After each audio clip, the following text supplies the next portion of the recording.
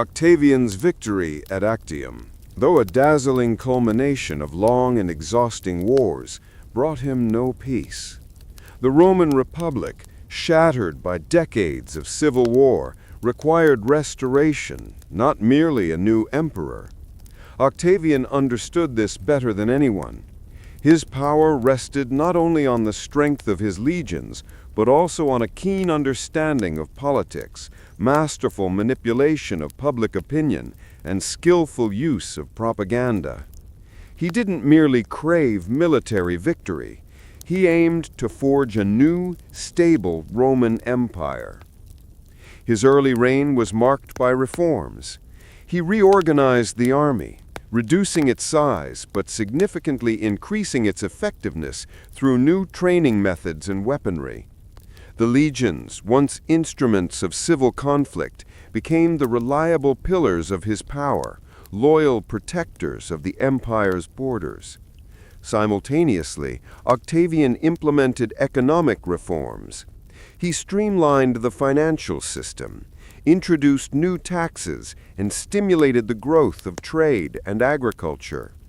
He employed the best economists and administrators, creating an efficient system of governance that encompassed all aspects of imperial life.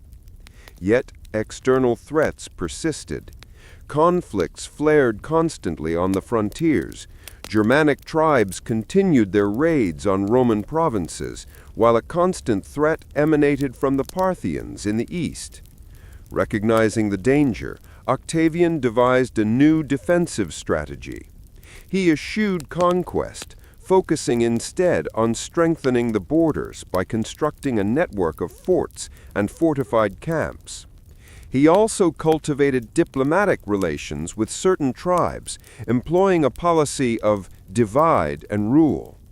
This lessened military tension on the frontiers, allowing him to concentrate on internal reforms. Octavian's domestic policy was as crucial as his foreign policy. He carefully controlled the Senate, gradually subordinating it to his authority. He achieved this not through brute force, but through subtle intrigue and masterful maneuvering. He appointed loyal supporters to key positions, gradually reshaping the Senate into an instrument of his policy. He also waged an active propaganda campaign, highlighting his services to Rome and presenting himself as the savior of the Republic and guarantor of peace and stability.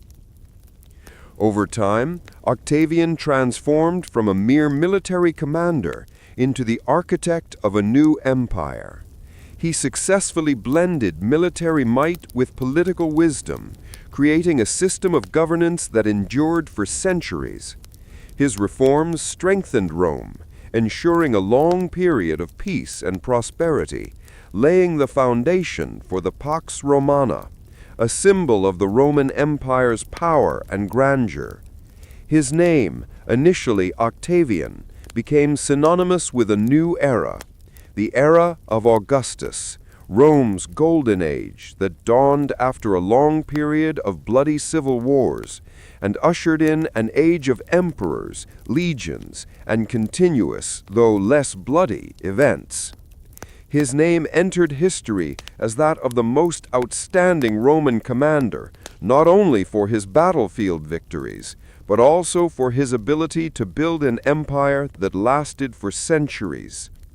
The victory at Actium, which dispelled the last vestiges of opposition to Octavian, was merely the beginning of a true test. Rome, exhausted by prolonged civil wars, needed not just a new emperor, but a wise ruler capable of healing the Republic's deep wounds. Octavian, despite his military prowess, understood his lack of experience in peacebuilding.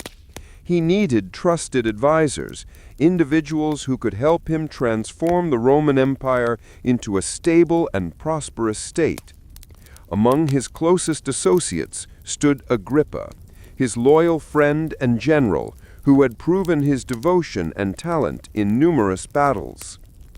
Unlike Octavian, Agrippa did not aspire to unlimited power. His ambitions were focused on Rome's prosperity. He understood that military might was only one tool needed to achieve this goal.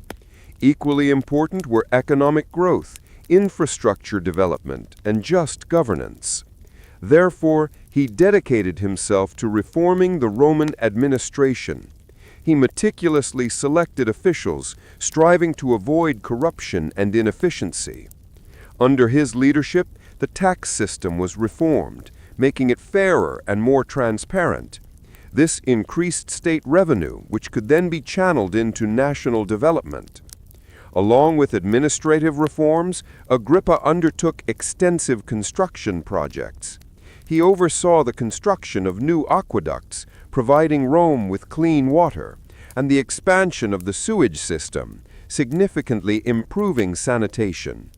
New roads were built, facilitating the movement of goods and people throughout the empire. He also focused on developing port infrastructure, boosting trade. Thanks to his efforts, Rome was transforming into a true center of civilization, impressive in its beauty and grandeur. But Agrippa did not neglect Rome's military strength. He reorganized the army, making it more efficient and disciplined. He implemented new training methods and weaponry, significantly improving the legion's combat effectiveness. Thanks to his wise decisions, the Roman army remained the most powerful force in the Mediterranean, capable of defending the empire against any external threat. He pursued an active yet cautious foreign policy, avoiding unnecessary wars and striving for peaceful conflict resolution.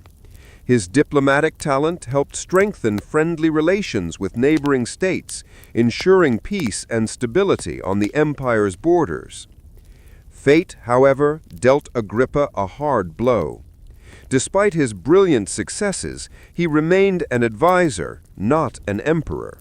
His loyalty to Octavian was boundless, yet court intrigues and the envy of influential figures created significant difficulties. Many saw his success as a threat to their own positions.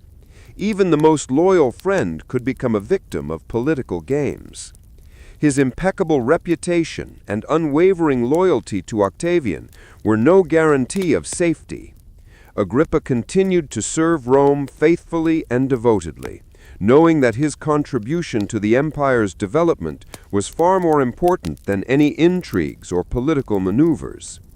His name will forever remain in history as one of the most outstanding Roman generals and statesmen, a man whose wisdom and talent helped lay the foundation for the Roman Empire's might.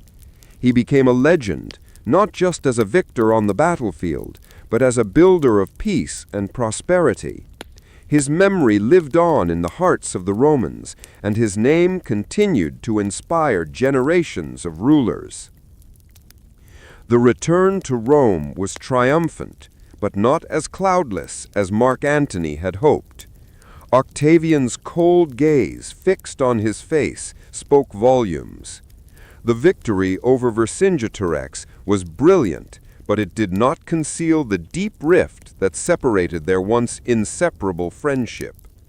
Julius Caesar, their shared mentor and father figure, would have done things differently, in Antony's opinion. Antony felt that his glory, earned in the Gallic Wars, intimidated Octavian, who increasingly gravitated towards power, using cunning and intrigue. The Senate, once a loyal support, had become an arena of brutal political games, where every maneuver was a calculated backstab. Antony, accustomed to the straightforwardness of military action, found himself helpless before this intricate web. He attempted to mend his relationship with Octavian, proposing joint rule, but Octavian evasively avoided a direct answer, promising cooperation while secretly weaving a web of conspiracies. Antony felt increasingly isolated. Even his most loyal legions began to whisper about the danger emanating from Octavian. Hopes for peaceful coexistence vanished like smoke. Moreover, Cleopatra, Queen of Egypt, reappeared in his life.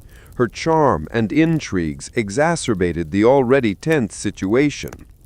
Her boundless power and wealth were tempting, and her beauty overshadowed everything else. Antony, in love, lost some of his political vigilance. Octavian, meanwhile, successfully exploited rumors of Antony's relationship with Cleopatra, inflaming the senators' hatred for the general, who, in their opinion, was more concerned with pleasures than with state affairs. Through masterful manipulation of public opinion, Octavian portrayed Antony as a threat to the Roman Republic, a man who had succumbed to the temptations of Eastern luxury and forgotten his duty to Rome. War became inevitable. Help him transform the Roman Antony, Empire with into the a stable combined and forces prosperous of state. Egypt and the eastern Among his provinces, closest associates confronted stood Agrippa, Octavian's army his loyal at friend Actium. and general, The who naval had battle proven his was devotion decisive. and talent in numerous Antony, battles. a brave warrior, Unlike but a weak Octavian, strategist.